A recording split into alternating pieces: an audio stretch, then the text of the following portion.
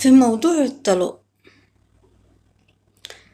بعد ما نقول كلمة الطلاق،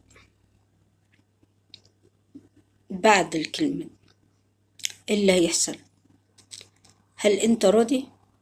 هل انت راضية؟ هل الأب والأم هيكون عندهم جاذبية عندكم يعني؟ هل هيتقبلوكوا زي الأول؟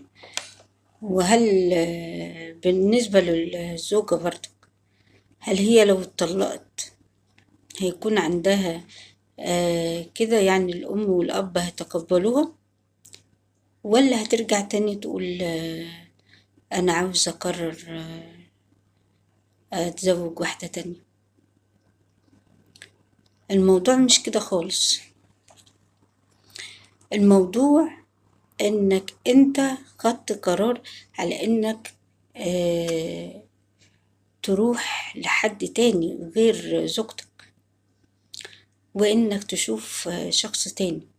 طب والأولاد وحياتك، يا ترى هيكون العشرة ما بينهم ازاي يعني؟ الأولاد هتكون سعيدة؟ طب عشرتك مع التانية هتكون انت سعيد؟ وبالنسبة للزوجة برضه، يعني خلينا كده قبل ما ناخد أي قرار نبص لأبعاد الحياة بعد كده. مين اللي هيشيل الليلة دي؟ مين اللي هيشيل التعب؟ ما انت برضك وهي برضك اللي هتشيل التعب.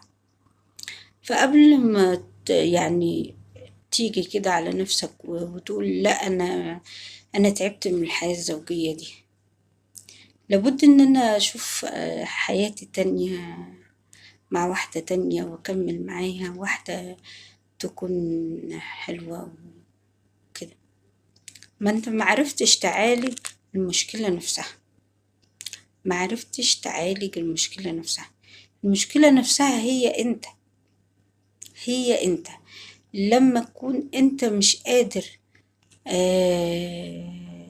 تعمل حالة الفراغ العاطفي لزوجتك وتملاها، هيبقى الزوجة ان هي برضك تعبانة، والأولاد كذلك. يبقى هو العنصر الأساس هو الزوج في حالة الطلاق. وبعد كده انت تيجي بعد كده تقولي ان انا لا انا مش عاجباني دلوقتي، وكنت فين السنين اللي فاتت دي كلها؟ وهي دلوقتي بتقول